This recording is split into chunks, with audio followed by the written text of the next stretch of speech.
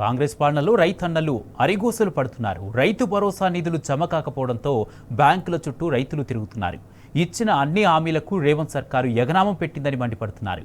BRS పాలనే బాగుండేదని, రేవంత్ పాలనలో నానా ఇబ్బందులు పడుతున్నామని ఆవేదన వ్యక్తం చేస్తున్నారు. దీనిపై మరింత సమాచారాన్ని మా ప్రతినిధి రాము అందిస్తారు.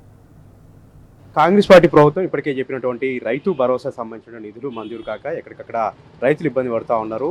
బ్యాంకుల చుట్టూ తిరుగుతూ ఉన్నారు, సెల్ ఫోన్లను చూస్తూ ఉన్నారు, అకౌంట్లో డబ్బులు జమ అయ్యామని. ఇప్పటికే యాసంగి సీజన్ అనేది ప్రారంభమైంది. వడ్డీ వ్యాపారుల వద్దకు వెళ్ళి వాళ్ళు పెట్టుబడులు పెడుతున్నటువంటి పరిస్థితిని కూడా మనం చూస్తూ ఉన్నాం. నల్గొండలో ఒక బ్యాంకు దగ్గర ఉన్నాం. ఎంతో ఆశతో ఇక్కడ బ్యాంకు దగ్గరకు వచ్చి వాళ్ళు ఎదురు చూస్తూ ఉన్నారు. రైతు బంధు డబ్బులు వేస్తారన్నారు కదా, పడ్డాయేమో మా అకౌంట్లో, అవి తీసుకెళ్ళి వ్యవసాయ పనులకు ఉపయోగించుకుంటూ అంటూ చాలా ఆశతో వాళ్ళు బ్యాంకుల చుట్టూ తిరుగుతున్నటువంటి పరిస్థితిని కూడా మనం చూస్తూ ఉన్నాం. ప్రస్తుతం వీళ్ళ రైతుల యొక్క గోడు మనం తెలుసుకుందాం.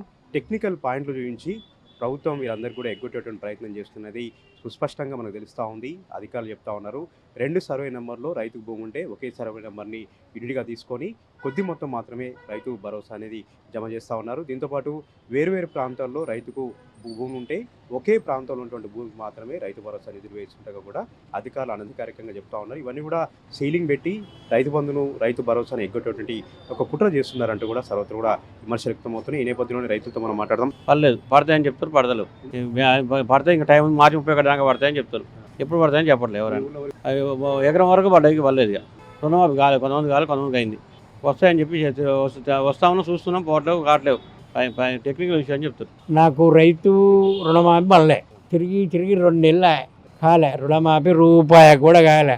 అగ్రికల్చర్ ఆఫీస్కి పోవంటారు బ్యాంక్ వాళ్ళు, ఆడికి పోతేనే ఈడికి అంటారు. వీళ్ళేమో వాళ్ళు వేయంది మేమేం చేయమని వాళ్ళు అంటారు. అంటే ఈ రుణమాఫీ అనేది, రైతు బంధు అనేది వీళ్ళు ఎందుకు వేస్తలేరు అర్థం అవుతలేదు. మా రైతులు అఘోరంగా అప్పులు తెచ్చి పెట్టి ఆగమాగం పరిస్థితి. వాడు పట్లేరు చేపడు వచ్చి రావటం, గుంజటం. పట్లేరు చేప అయినా నేనే 33,000 ఇవ్వాలి, సంపుక తింటున్నాను. అరే అప్పు పెట్టినా వయ గైబన్ని అని అంటే జర ఆగుతుండు అంతే. ఇక ఇప్పుడు వచ్చినాయిగా, ఇక ఉరుకులో పెడతాను, నన్ను ఉరుకులో పెట్టిస్తాడు, ఇక గుంజుకుంటారు. ఇప్పుడు గతంలో ఇట్లా రాగానట టైం కాగానే టక్క పడేది. రైతు బంధు అయినా, రుణమాఫీ అయినా. ఇప్పుడు ఈయన కేసీఆర్ చేసిండు 7 లక్షల రూపాయల వాళ్ళకు, మళ్ళీ ఈయన చేసిండు. ఇక పడినవానికి ఏం పండేలే. అదే అర్థమైతే లేదు. ఛార్జీలు ఎందుకు కావు? ఇక్కడ ఓల్తో కదా మేము పేద మనుషులం. భోజనం వచ్చి టిఫిని గీపిని అని ఏముంది? ఆడ వ్యవసాయం ఇచ్చిపెట్టి కూడా ఇక్కడ వచ్చి ఒక పూట ఉండవలసి వస్తుంది. 12 గంటల దాకా తిరగటం, పడతాం అన్నట్టు పోవటం. ఏమీ లేదా.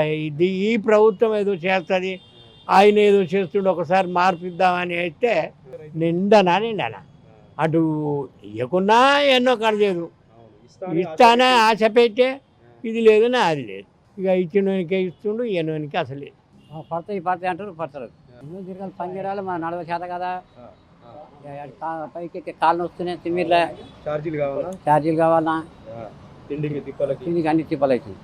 నీళ్ళు వస్తున్నాయండి ఊళ్ళల్లో? కరెంట్ ఉందా? రైతు అంతా ఇబ్బంది పడతారు. నాకు పడ్డాయి, ఒక ఆయన పడ్డాయి అంటే 10 మంది పడలేదు అంటారు.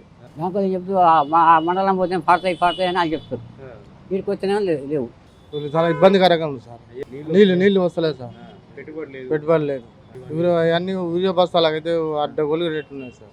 ఈ విధంగా రైతుల ఇబ్బంది అనేది మనం తెలుసుకున్నాం. ఏ ఒక్కరు కూడా రైతు భరోసా నిధులు మంజూరు కావట్లేదు, రుణమాఫీ కూడా కాక వాళ్ళందరూ కూడా కాళ్ళకు చెప్పులు అరిగేలాగా కార్యాలయ చుట్టూ కూడా తిరుగుతుంటే పరిస్థితి కూడా మనం చూస్తూ ఉన్నాం. చిన్న టెక్నికల్ పాయింట్ని అడ్డం పెట్టుకొని రైతు భరోసా నిధులు ఎగ్గొట్టేటువంటి ఒక భారీ కుట్ర కాంగ్రెస్ పార్టీ ప్రభుత్వం చేస్తుందని కూడా రైతులు వాపోతూ ఉన్నారు. ఒక రైతుకి 2-3 సర్వే నెంబర్లో భూమి ఉంటే ఒకే సర్వే నెంబర్ ఉన్నటువంటి భూమికి మాత్రమే రైతు భరోసా నిధులు వేస్తూ ఉన్నారు, మిగతా వాటికి ఎగ్గొడుతూ ఉన్నారు. ఇక వేరు చోట్ల భూములు ఉంటే ఆధార్ కార్డును లింక్ చేసి ఆయా ఇతర చోట్ల ఉన్నటువంటి భూములన్నిటి కూడా రైతు భరోసా ఎగ్గొడుతూ ఉన్నారు. కేవలం ఒక యూనిట్గా మాత్రమే తీసుకొని మాత్రమే రైతు భరోసా నిధులు వేస్తున్నట్టుగా కూడా అధికారులు అనధికారికంగా చెప్తున్నటువంటి పరిస్థితి మనకు కనిపిస్తూ ఉంది. మొత్తంగా ప్రభుత్వ అనాలోచిత నిర్ణయం, నిర్మాణాత్మకంగా ఇవన్నీ కూడా చేపట్టకపోవడంతో, అసంపూర్ణంగా ఉండడంతో ఫైనల్గా రైతులు ఇబ్బంది పడుతూ ఉన్నారు, రైతులు నానాగోసపడుతూ ఉన్నారు.